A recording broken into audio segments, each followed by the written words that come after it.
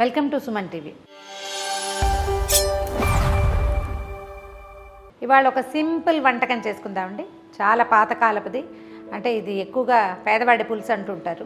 అన్ని ఊళ్ళల్లో చేయరు, ఒక్కొక్క ఊర్లో ఒక్కో రకంగా చేస్తారు. పచ్చిమిరపకాయలు వాడి చేసేది కొన్ని చోట్ల, ఎండుమిర్చితో చేసేది కొన్ని చోట్ల అరటిపండు వేస్తారు, కొన్ని చోట్ల వంకాయ కాల్చి వేస్తారు, కొన్ని చోట్ల బెల్లం వేసుకుంటారు, కొన్ని చోట్ల ఇవేవి వేయకుండా ఒట్టిగానే చేసుకుంటారు.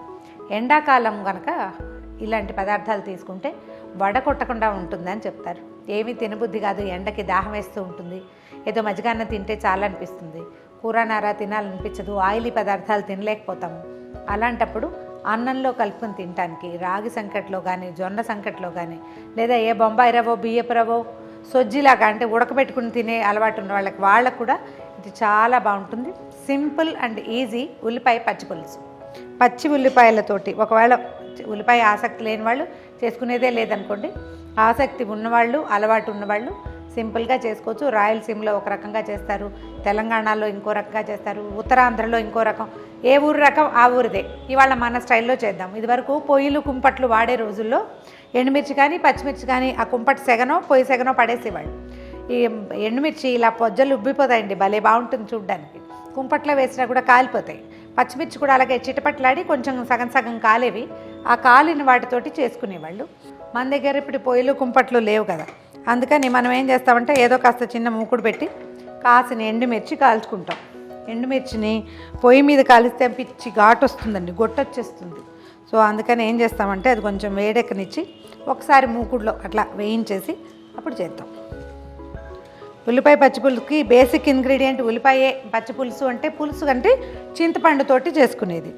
పచ్చి చింతపండు, పచ్చి ఉల్లిపాయలు, ఈ కాల్చిన ఎండుమిర్చి లేదా పచ్చిమిర్చి, ఇక కాస్త కరివేపాకుతోటి బాగా పిసికేసి ధారాళంగా నీళ్ళు పోసి కొంచెం పలచని చేసుకొని కావాల్సినంతగా వేసుకుంటే బెల్లము, లేకపోతే నేను చెప్పాను కదా అరటిపండు, అది కూడా కాకపోతే ఒక్క వంకాయ ఈ పొయ్యి మీదే కాల్చేసి స్టవ్ మీద కాల్చి ఆ వంకాయ కాల్చిన గుజ్జు కలుపుకుంటే కొంచెం చిక్కదనం వస్తుంది. చిక్కగా వద్దు మనకు పలచగా లూజ్గా కావాలంటే లూజ్గా చేసుకోవచ్చు. వీటిలలో ఏదైనా వేయచ్చు.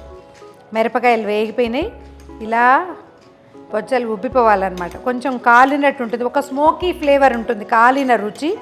ఆ రుచి దీనికి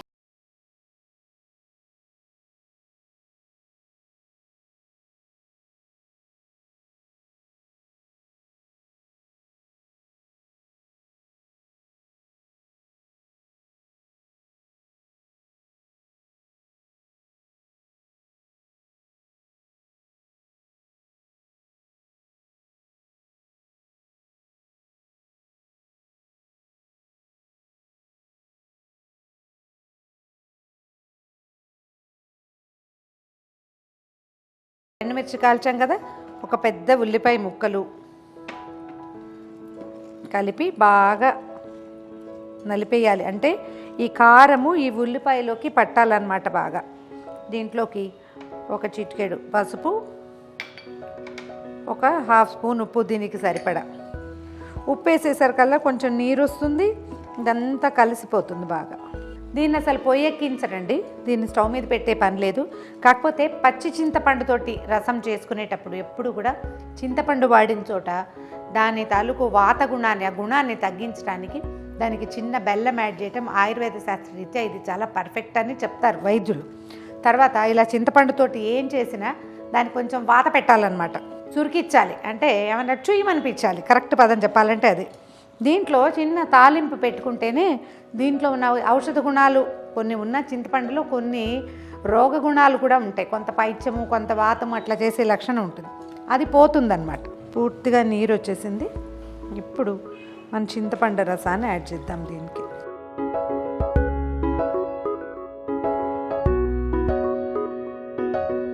చింతపండు వేసాక కూడా కొంచెం ధారాళంగా నలిపేస్తే మనకి ఈ పులుపు ఈ ముక్కలకి బాగా పట్టుకుంటుంది.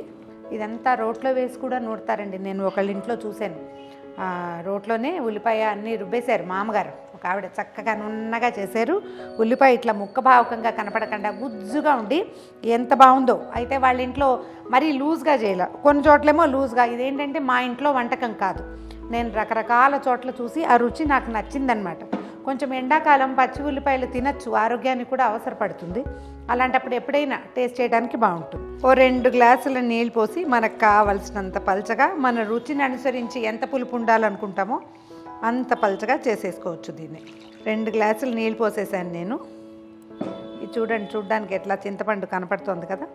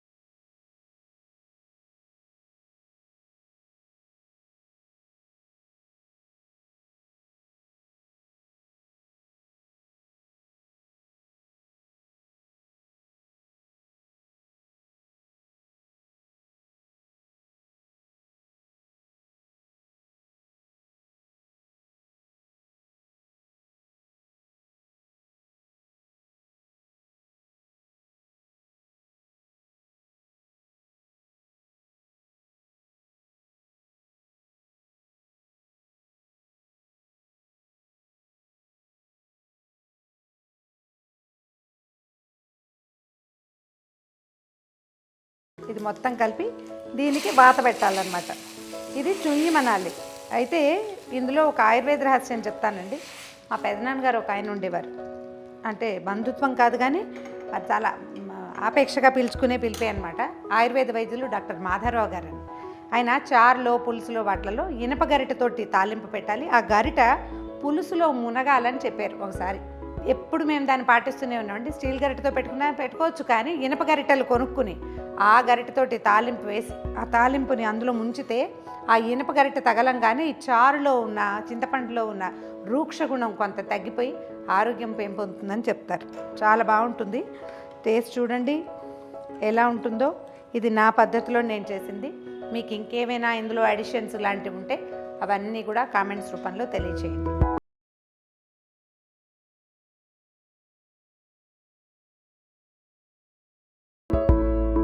నిమిషాల్లో తయారైపోయిన పుల్లని కమ్మని పచ్చి పులుసు. ఈ వీడియో కనుక మీకు నచ్చినట్లయితే లైక్ చేయండి, షేర్ చేయండి. మరిన్ని వీడియోల కోసం సుమన్ టీవీకి సబ్స్క్రైబ్ చేసుకోండి.